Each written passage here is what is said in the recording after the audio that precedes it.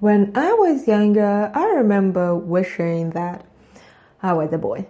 Not because I didn't love being a girl, but because boys didn't bleed and still have to perform. Swimming lessons, competitions, life just went on. And for me, once a month, everything felt heavier. I remember thinking it was unfair. I remember feeling jealous as I watched my brother move through life without ever having to account for a cycle. And now, as a traditional Chinese medicine doctor, I see something very different. My monthly friends, we are amazing. We were cyclical in a linear world. Healing is like tending a garden, and in every video, we water the roots. Hi everyone, I'm Dr. Amy, and today's wisdom comes from the heart of TCM. And today, this one feels personal. Most performance structures, whether in school, work, or sports, assume steadiness. Show up, be consistent. Deliver the same output every day. But female physiology does not operate in a straight line. It operates in phases. There is a time of rising, there's a peak, a time of consolidation, and a time of release. So like our 4 seasons. None of these phases are wrong, but when we expect ourselves to feel identical every single day, that is when we create unnecessary self-doubt. You were never inconsistent. You were cyclical. And that reframes everything. So now, this is not about complaining. This is about understanding physiology through a TCM lens. But for now, let's first understand menstruation again. So during menstruation, estrogen and progesterone are at their lowest. The body is actively shedding the uterine lining. Prostaglandins increase, which can cause cramping. Our core temperature drops. Sleep can be disrupted, and iron levels may dip if bleeding is heavier. That alone shifts how effort feels. Now let's look at this through TCM lens. So in traditional Chinese medicine, this is when your blood is leaving the body, and qi follows blood. And during menstruation, the whole entire body is going in a downwards motion, the releasing phase. And so the system is slightly more vulnerable and more depleting. This is not pathology, this is physiology. But here's the part where no one says clearly. Competing while actively losing blood requires internal stability. Blood carries oxygen, blood carries qi. Oxygen fuels muscle contraction. Qi gives energy to our whole entire body. And so when your blood volume shifts, even temporarily, the body compensates. That compensation is effort, and women do this every single month. So, I am a big fan of figure skating. I don't just see talent. I see so much radiance. Their complexion, the energy they radiate, their grounded energy. The fact that she speaks out openly about not starving herself, and that she looks nourished and powerful. That is what I would say cyclical strength looks like when it is supported. And when I see Amber Glenn step onto the ice, the Dark Knight presence, that fierce resilience, who sees fragility? That is absolute power. These women are not performing despite being cyclical. They are performing within it. And that truly does deserve respect. And this is the part that I want everyone to hear. If you have ever felt heavier during competitions, more emotional before a presentation, feeling more tired throughout your day during your period, and wondered why everything felt harder, you are not weak.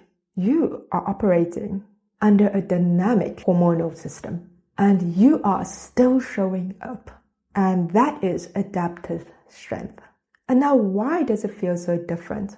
So in TCM, our liver stores blood and ensures its smooth flow. Our blood nourishes our muscles and tendons. It supports coordination, and it anchors emotional steadiness, and it also stabilizes your shen, your mental clarity. And now during menstruation, blood is going downwards. That shift does not make you incapable, but it does mean that your body is relocating its resources. And when the body is relocating its resources, effort may feel different. You may still perform beautifully, but it may require more regulation, more focus, more internal adjustment. And that invisible regulation, that is strength that no one sees. And now this is a metaphor that I want everyone to understand. High performance during menstruation is an energetic exchange, and powerful women navigate powerful exchanges. But the key is this. Have you built internal reserves? Not to restrict yourself, but to support yourself. Because when your internal savings are strong, you don't collapse under cyclical shifts. You adapt. Internal reserves in traditional Chinese medicine comes from 3 major areas. Your spleen, which transforms food into qi and blood. Your liver, which stores your blood and distributes it. And lastly, your kidneys, which stores jing, your essence and vitality. So if you're chronically under-eating, overtrain, sleep poorly, and live in constant stress, your reserves deplete slowly. And then menstruation feels like crash and burn. And it should feel like rhythm. So when nourishment, rest, and rhythm are respected, your cycle doesn't feel like a liability. In fact, it feels like a wave. And waves, when understood, can be ridden beautifully. But when we ignore our cycle, we fight the waves instead of learning its rhythm. And fighting your physiology is exhausting. So how can we build our internal reserves? This is where nourishment matters. So our blood-nourishing foods such as your beef, eggs, bone broth, black sesame, red dates, and dark leafy greens. So remember, anything that is black or red in color, black nourishes and tonifies our kidney, red tonifies our blood. And it's so important to avoid cold or raw food. And secondly, everything should be eaten warm. So avoid excessive cold exposure.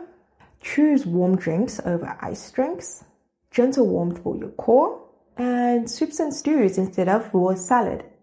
Warmth preserves circulation, and circulation preserves comfort. And it's also very important to protect your spleen, your digestive system. Spleen in traditional Chinese medicine produces qi and blood. So it's very important to support it with whole grains, sweet potatoes, pumpkin, carrots, simple warm meals, and a regular eating schedule. Under-eating while overworking leads to depletion. I think modern medicine calls this part of the female athlete triad, but TCM has described this pattern for centuries. And now lastly, sleep is the non-negotiable. During menstruation, recovery is everything. Your body is doing work internally, so support it. Go to bed before 11 p.m. So my lovelies, your Bridgerton can wait. And your fictional husband can wait as well. Now for our acupressure points, let's make this practical. Sanning Jiao, it is 3 twin above your inner ankle, which is 4 finger breadth. This helps with supporting menstrual comfort, blood regulation, and hormonal balance. Tai Tong, between the big toe and second toe, and if you drag your finger upwards between the arch where the bones meet. This points help with moving liver qi, relieves emotional tightness, and helps with PMS and tension. Xuehai, the sea of blood, it is above your inner knee, so in a very meaty area, about 2 finger breadth away from that point in the picture. This point strongly moves blood and helps with blood stagnant related issues. And last one, Guanyuan. This is 4 fingered width below your navel, and it helps with warming your uterus, supports reproductive reserves, and grounds your center. Press all of these points gently and breathe deeply. Your dantian breathing supports your body. Don't force it. And remember, consistency matters more than intensity.